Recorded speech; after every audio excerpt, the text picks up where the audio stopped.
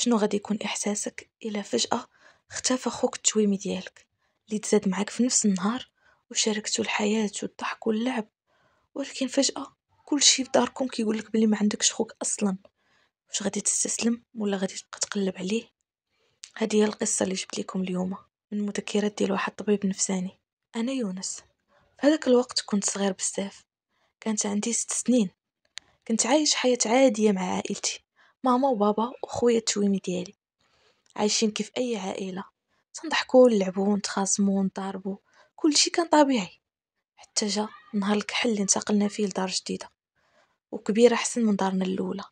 كانت زوينة الصراحة، فرحت بيها وكنت كنلعب مع خويا في الجردة ونضربو ونديرو البسالات بحال كاع الدراري الصغار. من هنا بدات المشاكل. غير وصلت جدتي لديك الدار وهي كدور، بقات كتقول لنا بلي حاسه بشي حاجه غريبه، كتحس بلي هاد الدار ماشي عاديه، حيت اصلا جده كانت كما كنقولوا ممسوسه ولا بشواده. كانت دائما كتقول لنا بلي كتسمع الاصوات ديال الهضره ولا الرجلين كيتمشاو في دوك البيوت اللي مازالين خاويين، ولا بحال شي حد كيختش في الحيوطه. دائما كضربها الفيقه من النعاس، حيت كتحس بحال شي حاجه جارها من شعرها كتنتف فيها، ولا شي واحد شدها من يديها ولا رجليها. بقات كتقول لبابا بيع الدار بيع الدار ولا غادي تندم، ولا غادي تنزل عليك النعله والنحس.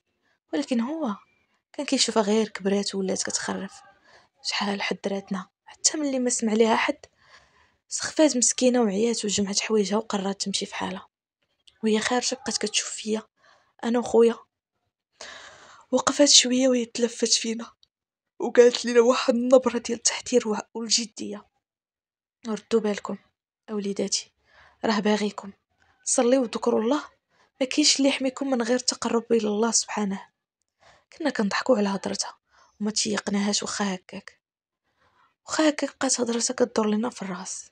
2 سيمانات وحنا مخلوعين كنا كنضحكوا، هي فعلا كنا مخلوعين، وكي شويه كنقلبوها ضحك وكنضحكوا على الجنون وكنقولوا لهم اللي راجل يخرج لينا.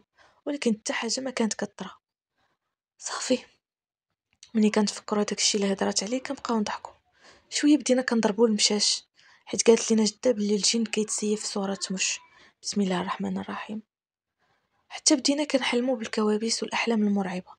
كنت انا وخويا كنحلموا بنفس الحلم بالتفاصيل ديالو دائما. في واحد الليله اللي كانت مظلمه فوق القياس والقمره ما كيناش، كانت ديك الساعه تقريبا 11 ديال الليل. انا كنت باقي فايق كنكمل القرايه ديال واحد الكتاب وشعل الضوء ديال البيل، وخويا كان ناعس. مني طفيتو وتكيت نعست شويه كنحس بخويا جاي عندي كيترعد ومخلوع، وقال لي بصوت مرعوب: واش نقدر نعس حداك؟ سولته قلت لي علاش؟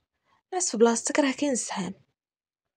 هو يجاوبني: عافاك غير خليني نعس حداك، راه حلمت بواحد الحلمه خايبه. حلمت باللي شي اقزام وجههم كيخلع وعامر سنان وزرق بحال الجيفه وعينيهم حمرين بحال شي جغمه ديال الدم، باغيين يخطفوني وجروني تحت الارض. كنت كنحاول نطمئنه، ولكن بصراحه كنت حتى انا مخلوع، حيت سبق لي شفت نفس الكابوس، نفس التفاصيل، نفس كل شيء. شويه سمعنا صوت بابا في الدار خارج من بيته وبقى كيتمشى حتى وصل قدام البيت ديالنا، وهو يوقف وبقينا كنتسناو يدخل. حسينا براحه شويه حتى تفكرنا بلي ماما وبابا كاع ما كاينين اصلا في الدار، وحنا نسخفوا بالخلع. والقلب اخوتي اش نقول لكم كيضرب في المية. زاد الرعب ملي سمعنا شي صوت غليظ جاي من واحد القنت مظلم في البيت، ما يمكنش يكون صوت ديال انسان. صافي تما بلت في حوايجي بالخلعه. ما عاد وداك الشيء، مع شفت خويا ترفع. والله الا شفت خويا كيطير من جنبي بحال شي واحد جاره. الخيال العلمي ما عرفت كيفاش نوصف هذاك الشيء اللي شفت. كنت كبير كره قلت راني كنت شارب ولا واكل شي حاجه، ولكن انا كنت صغير ومستحيل نكذب. المهم شفت خويا كيطير من جنبي وشي واحد جاره وهو كيغوت ربي اللي خلقه باش نعتقه. ولكن انا كنت مشلول من الرعب وخبيت راسي تحت الغطا ديال الفراش. ما قدرت ندير والو، ما عقلتش حتى شحال ديال الوقت بقيت تما مخبي وكنبكي بالخلعه حتى جاو ضاربنا. كنت مازال دري صغير ما قادر على والو. مني وصل والديا للدار كلشي تبدل، الغرفه صغارت، كلشي داكشي ديال خويا اختفى، بيت الناس ديالو، حوايجو، تصاور اللعب ديالو، ما فهمتش. في دقيقه وحين كلشي مشى. اي حاجه كتدل على انه كان عندي خويا ما بقاتش. حتى الملامح ديال البيت تبدلت. نضت كنجري عندهم، مني سمعتهم جاو بديت كنبكي والخنونه وحال شي حاله واحد الهستيريا كنت فيها. كلي كنترعد ولحمي بارد بزاف وكنغوت: داوه خويا خطفوه داوه. وهما كيتعجبوا وكيجاوبوني بلي اصلا ما عنديش خويا، انني من ديما كنت طفل وحيد. ما تصوروش الصدمه والصعقه اللي كنت فيهم. كلشي تخلط عليا بحال شدني الضو وما بغاش يطلقني. من تما هذاك النهار وانا كنتعالج، داوني لعند طبيب نفساني وبقيت 20 عام وانا كنتعالج حتى وليت شويه كنتحسن.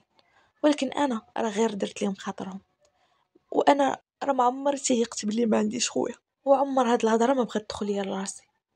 ولكن نهار لقيت واحد التصويره فيها انا وخويا دارنا نسوها، ولكن الروح عزيزه عن الله. تما عرفت انني ما كنتش كنحلم، ولكن هما قولبوني وكذبوا عليا. ولكن علاش هادشي وفين الدوه وشنو وقع ديك الليله؟ انا ما بقيت فاهم والو، غادي نحماق.